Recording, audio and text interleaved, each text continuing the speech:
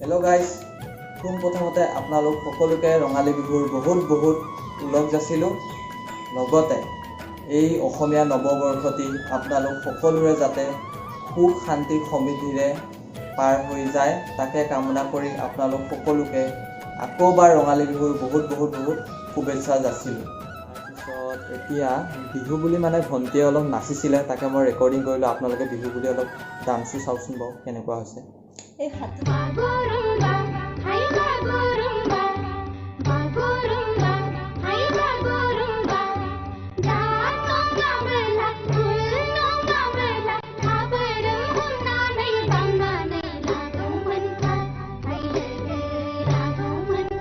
তাৰপিছত বিহু বুলি মই এফাকি গাই দিওঁ। বিহু বুলিনো নোগোৱাকৈ কেনেকৈ থাকিব পাৰিম।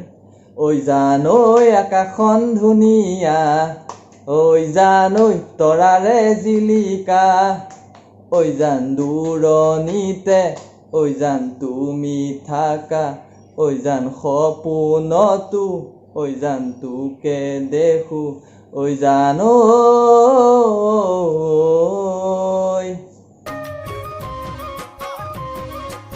ৰঙালী বিহুত আমাৰ গাঁৱৰ চুবুৰীখিনিয়ে গোটেই ৰাইজে মিলি মানে একেলগে ভাজি খাওঁ। তাকে এতিয়া ভাজি বিলাই আছে।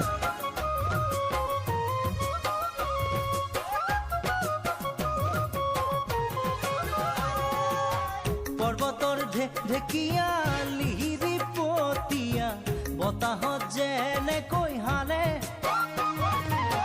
ঢোলৰে চাপৰ তোৰে লাহি কঁকাল